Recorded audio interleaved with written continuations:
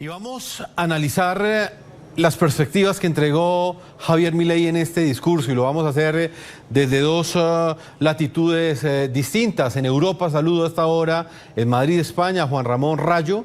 Él es doctor en Economía y decano de la Universidad Hespérides.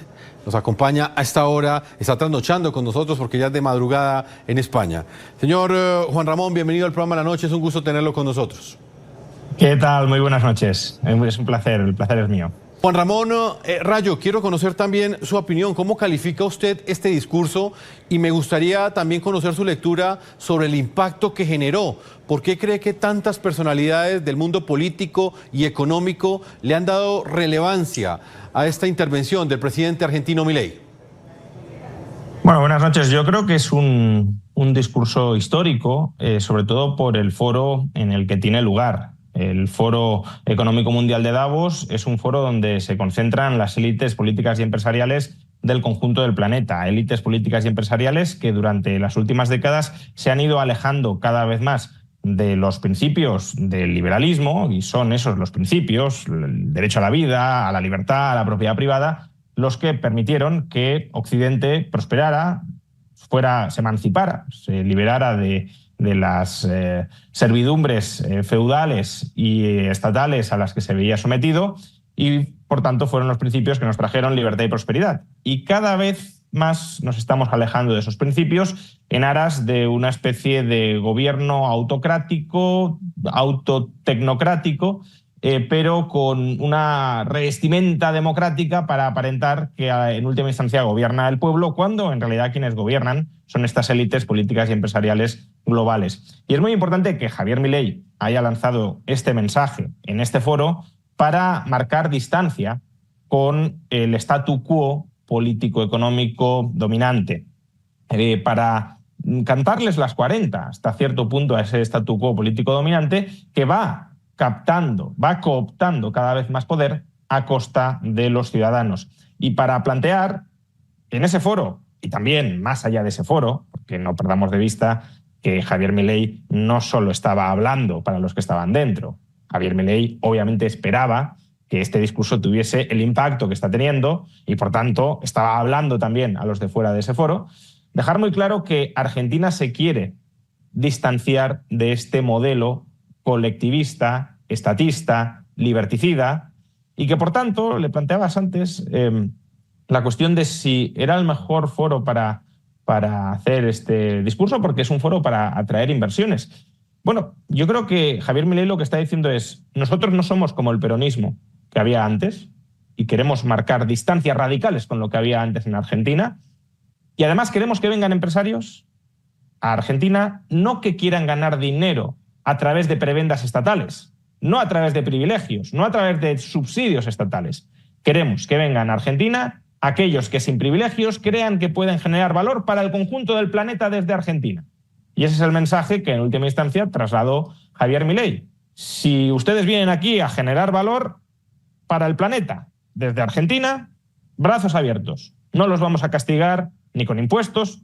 Obviamente el Estado argentino sigue existiendo, pero la voluntad es rebajar todo esto, ni con impuestos excesivos, ni con regulaciones absurdas y gravosas, y los vamos a acoger. Ahora, si ustedes esperan venir aquí para que el político de turno los enriquezca parasitando a los ciudadanos argentinos, ese modelo, que es el modelo peronista mercantilista, se ha terminado, al menos durante la presidencia de Javier Milei. Y por eso creo que es un discurso histórico por la valentía de hacerlo ante ese foro de élites globales que manejan el planeta a través de los estados constituidos, y histórico y relevante en el sentido de que manda un mensaje muy potente a la comunidad empresarial, a la comunidad inversora y también a los ciudadanos del resto del mundo, que visualizan que empieza a haber, que puede haber un modelo distinto al statu quo dominante, cada vez más estadista. Juan Ramón, ¿cuál es su opinión? ¿Hay un avance del socialismo empobrecedor tal y como lo plantea Milei? ¿Y usted cree que valores como la democracia y la libertad están en riesgo como consecuencia del avance de ese socialismo que caracterizó Milei en este discurso? Bueno, yo creo que conviene que empecemos aclarando, ¿no?, a qué se refiere Milei por socialismo, porque esa ha sido una parte bastante criticada de su discurso. Hay muchas personas que se autocalifican como socialistas que consideran que, claro, hablar de socialismo en un foro económico mundial repleto de grandes empresarios y de políticos que no pretenden nacionalizar o estatalizar la economía, los medios de producción, pues es una simpleza o una absurdez por parte de Javier Milei que demostraría que Javier Milei es un completo ignorante de qué es el socialismo. Bueno, dejadme poner un poquito en antecedentes o contextualizar, ¿no?, el ámbito de la respuesta. Javier Milei es un economista que se adscribe a la Escuela Austríaca de Economía. Sus dos grandes referentes intelectuales, al menos en el mundo hispanohablantes, son, como es bien sabido, Alberto Venegas Linchijo, desde la parte más filosófica, también económica, pero filosófica, y desde España el profesor Jesús Huerta de Soto. El profesor, de hecho, a los dos los citó en su discurso de investidura. El profesor Jesús Huerta de Soto es mi director de tesis doctoral.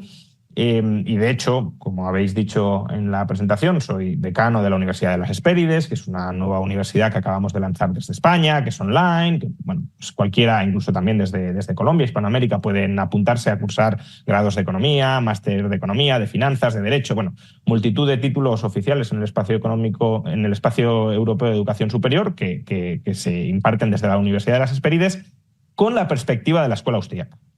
O predominantemente, no solo, pero predominantemente desde la perspectiva de la escuela austríaca. Entonces, ¿qué entiende la escuela austríaca por socialismo? O, sobre todo, ¿qué entiende el profesor Jesús Huerta de Soto por socialismo? Uno de los grandes referentes vivos de la escuela austríaca. Bueno, Jesús Huerta de Soto define socialismo como todo ataque o coacción sistemática al libre ejercicio de la función empresarial. Es decir, cualquier barrera violenta y sistemática a que el empresario pueda desarrollar su función creadora de riqueza en sociedad, el profesor Jesús Huerta de Soto lo califica como socialismo. Bueno, al final las definiciones son definiciones. Obviamente Marx no definía así socialismo, pero el profesor Jesús Huerta de Soto sí lo hace, y lo hace para conectar ese término con el debate histórico que se produjo dentro de la escuela austríaca de si el socialismo, aquí sí, entendido en el sentido de Marx, la propiedad estatal, al menos en un principio, de los medios de producción, si el socialismo podía funcionar. Y la escuela austríaca, la conclusión a la que llegó fue: el socialismo es imposible, porque no puede planificar eficientemente la economía. Y lo que hace el profesor Jesús Huerta de Soto es aplicar ese teorema de la imposibilidad del cálculo económico bajo el socialismo, tal como lo entendía Marx, a cualquier intervención del Estado sobre la economía. Y lo que dice Huerta de Soto, maestro o referente de Milei, es: cualquier intervención estatal en la economía está condenada a fracasar porque el burócrata que planifica la economía carece de la suficiente información contextual de tiempo y lugar para coordinar de manera eficiente los recursos con las necesidades más urgentes de los ciudadanos. Y eso es lo que dice Jesús Huerta de Soto, que es el socialismo, la descoordinación sistemática, estructural de la sociedad a través de las intervenciones del Estado. Y es por eso que Milei, en su discurso, dice: a ver, yo no me estoy refiriendo al socialismo tal cual se ha entendido tradicionalmente, como la propiedad estatal de los medios de producción, porque si es así, el kirchnerismo no es socialista. Es verdad que expropió empresas, pero no pretendía expropiar todas las empresas de la economía. El petrismo no es socialista, porque sí quiere un papel más activista del Estado en la economía, pero tampoco quiere, al menos oficialmente, expropiar todas las empresas de la economía y estatalizarlas. Pero eso no significa, desde la perspectiva de Huerta de Soto, desde la perspectiva de Milei, que esas políticas cada vez más estatistas, esas políticas donde el Estado cada vez tiene una presencia mayor, planifican cada vez ámbitos más grandes de la vida en sociedad, no significa que esas políticas no tengan la misma predisposición o inclinación a fracasar que la planificación total de la economía bajo el socialismo. Y por eso Milei dice: está avanzando el socialismo entendido como estatismo. Sí, Juan. Cada vez los políticos planifican más, a través de la emisión monetaria, a través de los subsidios, a través de las regulaciones, a través de los impuestos, cada vez planifican más ámbitos de nuestra vida. Y eso destruye la libertad, la autonomía personal para desarrollar el plan de vida de cada persona, incluyendo el plan empresarial, generar riqueza para otros a través del mercado.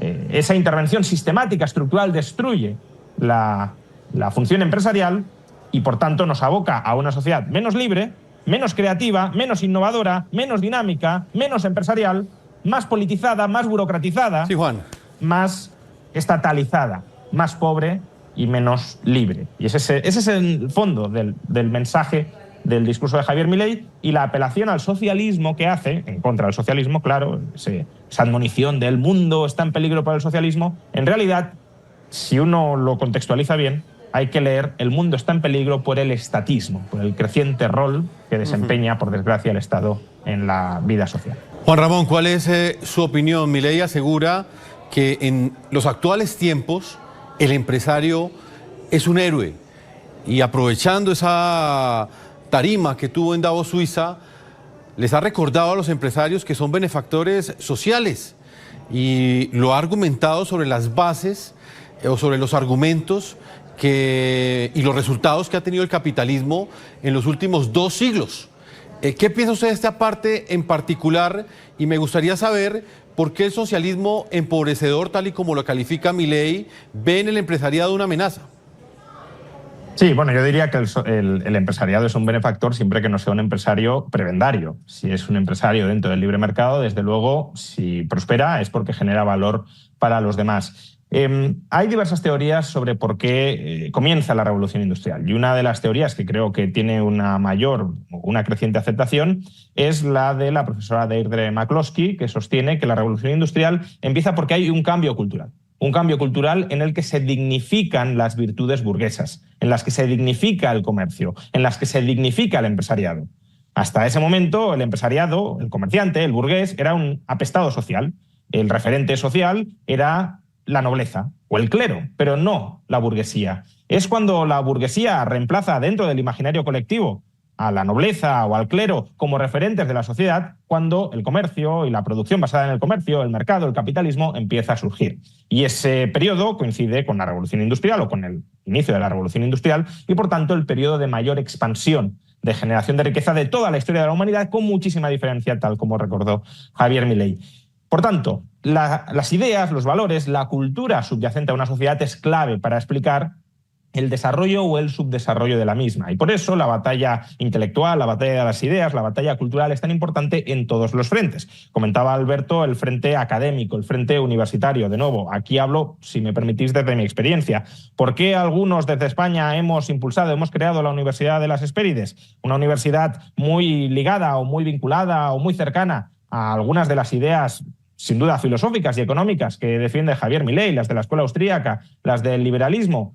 Pues porque queremos también dar la batalla de las ideas desde la Universidad de las Hespérides, desde el profesorado, desde el alumnado, que se puede apuntar desde cualquier parte del mundo, y desde el entorno de la comunidad universitaria, porque consideramos que es clave no solo para España, sino para el conjunto del planeta, hasta donde esperamos llegar, porque como digo es una universidad online.